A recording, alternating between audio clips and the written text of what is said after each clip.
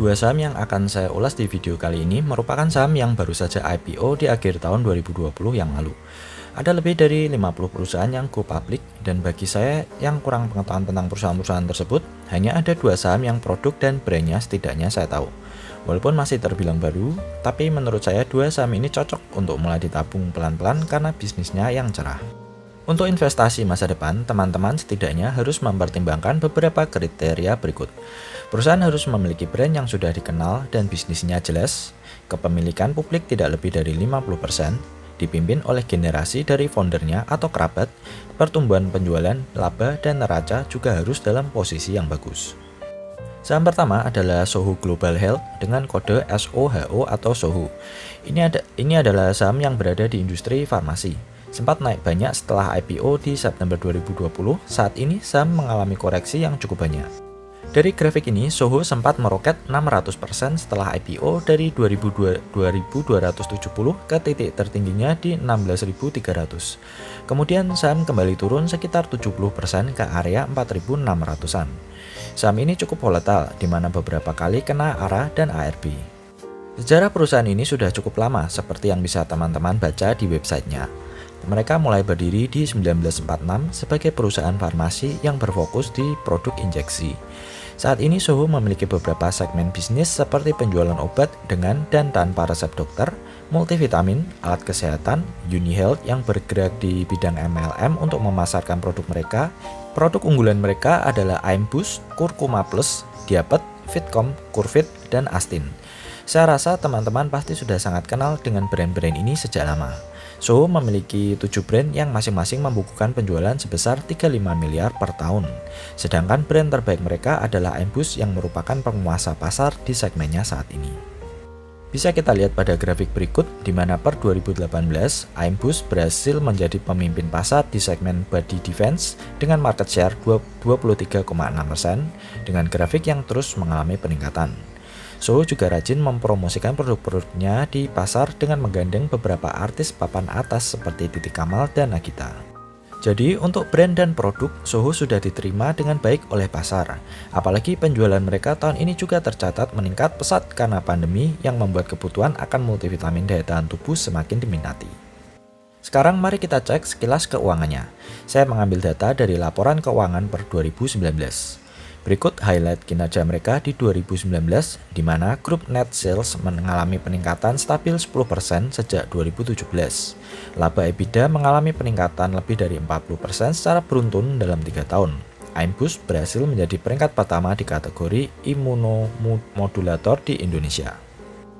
Untuk laporan per September 2020, tercatat revenue mereka tumbuh dari 3,7 triliun di 2019, naik menjadi 4,47 triliun di 2020. Untuk laba di 2019, mereka membukukan 74 miliar dan naik menjadi 149,7 miliar di 2020, pertumbuhan laba yang sangat baik. Sohu juga memiliki posisi neraca yang cukup baik. Total aset lancar mereka mengalami peningkatan dari 2,37 triliun per 31 Desember 2019 menjadi 3 triliun per 30 September 2020. Total aset mereka per September 2020 adalah 3,78 triliun, di mana 728 miliar merupakan aset tidak lancar. Saya sendiri suka perusahaan yang aset lancarnya lebih banyak dari aset tidak lancar, karena berarti perusahaan memiliki aset liquid yang banyak. Aset lancar adalah aset yang bisa dikonversi menjadi kas dalam waktu 1 tahun. Di kasus Sohu saat ini aset lancar mereka 3 triliun dan aset tidak lancarnya hanya 728 miliar. Liabilitas atau kewajiban Sohu juga cukup rendah jika kita bandingkan dengan asetnya. Total per 30 September 2020, Sohu memiliki total liabilitas sebesar 1,59 triliun, di mana sebagian besar merupakan kewajiban jangka pendek sebesar 1,43 triliun. Menariknya, jumlah kewajiban mereka mengalami penurunan dari tahun 2019 yang sebelumnya sebesar 1,95 triliun. Jadi di saat mereka berhasil meningkatkan jumlah asetnya, mereka juga berhasil menurunkan jumlah kewajibannya. Ekuitas mereka juga bertumbuh. Jadi posisi neraca mereka sejauh ini cukup baik. Untuk pemegang saham, publik hanya memiliki 1,54%, sedangkan Eng Liang Tan yang menjabat sebagai komisaris memiliki porsi terbesar dengan 38,38% kepemilikan. Eng Liang Tan, kalau saya tidak salah, merupakan generasi penerus dari pendiri awal Sohu, di mana beliau sudah menjabat sebagai komisaris sejak 1997. Berdasarkan analisa singkat ini, kita bisa menyimpulkan bahwa Soho bukan perusahaan kemarin sore karena sudah berdiri sejak 1946 dan terus berkembang hingga sekarang. Bisnis mereka jelas dengan produk-produk yang sudah dikenal dan diterima baik dengan baik di Indonesia. Walaupun kepemilikan saham publik hanya sedikit, tapi saya suka dengan perusahaan yang masih dipimpin oleh generasi penerus sang pendiri di mana komisarisnya Eng Liang Tan memiliki sebagian besar kepemilikan di perusahaannya sendiri. Dengan kinerja penjualan dan neraca yang sehat, ditambah produk-produk yang bagus, saya rasa saham Soho cukup menarik untuk ditabung. Mengingat ini perusahaan baru saja IPO sehingga potensi kenaikan saham 10 tahun ke depan masih sangat besar. Saham kedua adalah Victoria Care Indonesia dengan kode FICI atau VICI. Ini adalah perusahaan yang pabriknya berlokasi di Semarang. Perjalanan bisnis Billy Hartono Salim, sang founder, dimulai tahun 1988 dengan mendirikan PT Karya Asri Perdana sebagai distributor kosmetik. Bisnis terus berkembang hingga pada 2010 beliau mengambil alih PT Victoria Care Indonesia, sama-sama perusahaan kosmetik yang berdiri sejak 2007. Saat ini Vici dipimpin oleh Billy Hartono Salim sebagai direktur utama dan Sumardi Wijaya sebagai direktur. Tambahan info, Billy Hartono Salim juga memiliki beberapa bisnis lain seperti Secret Garden Village yang berlokasi di Bali. Vici merupakan produsen dari merek Herboris, produk andalan mereka, dan beberapa produk kecantikan lainnya seperti cat rambut, shampoo, obat lulur, lotion, parfum, dan sebagainya. Mereka juga menjual produk-produk kebersihan rumah tangga. Jadi Vici bersaing langsung dengan Unilever di segmen kosmetik dan perawatan tubuh. Victoria Care ini sudah memiliki jaringan distribusi yang menjangkau hampir ke seluruh pelosok negeri. Bisa kita lihat pada peta jalur distribusi mereka per 2019 ini, di mana jaringan sudah tersebar di semua pulau di Indonesia dari Aceh hingga Papua. Ini adalah data penjualan neto mereka dari 2017 hingga Juli 2020 yang saya ambil dari prospektus mereka. Kita bisa lihat bahwa jumlah penjualan mereka cukup merata, baik itu di Jawa dan di luar Jawa. Penjualan untuk pasar nasional agak stagnan, tapi cenderung naik. Selain pasar nasional, Vici juga sedang gencar untuk memperluas ke pasar internasional.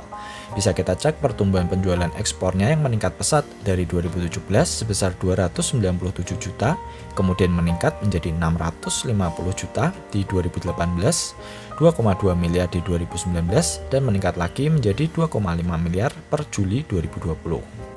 Secara total, penjualan neto perusahaan meningkat cukup stabil dari 524 miliar di 2017, 594 miliar di 2018, 797 miliar di 2019, dan 617 miliar hingga Juli 2020.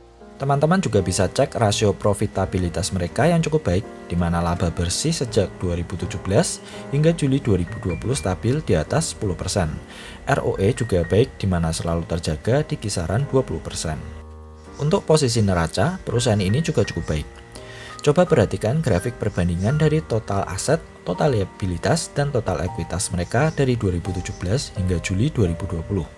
Vici mampu meningkatkan jumlah aset secara stabil dari 565 miliar di 2017 menjadi 809 miliar per Juli 2020. Liabilitas mereka juga cukup rendah jika dibandingkan dengan asetnya, di mana sejak 2019, ekuitas mereka lebih besar dari liabilitas yang juga mengalami penurunan di Juli 2020 di saat ekuitas dan aset mereka tumbuh. Kemudian untuk kepemilikan saham, dari data Stockbit berikut, publik memiliki 15,03%, sedangkan 84,95% dimiliki oleh PT Sukses Sejati Sejahtera. Jadi untuk komposisi pemegang saham, saya cukup yakin dengan Vici. Ini adalah grafik harga sahamnya. Saham ini IPO pembukaan di harga 100 dan langsung arah di batas 35% pada hari pertama. Vici terus naik hingga menyentuh titik tertingginya di area 400 sebelum koreksi ke area 320 saat video ini dibuat. Membeli saham yang baru IPO biasanya harga cenderung naik turun dalam beberapa bulan. Maka dari itu sebaiknya jika teman-teman tertarik sebaiknya beli sedikit-sedikit tapi rutin agar tidak nyangkut banyak jika saham ternyata turun. Saya yakin kedua saham ini bagus untuk jangka lama. Tapi tetap manage resiko masing-masing karena saya tidak merekomendasikan untuk membeli saham-saham ini. Saya hanya bagi informasi saja. Silahkan sampaikan di kolom komentar jika teman-teman mengetahui informasi-informasi tambahan mengenai kedua perusahaan ini. Oke, terima kasih. Jangan lupa subscribe.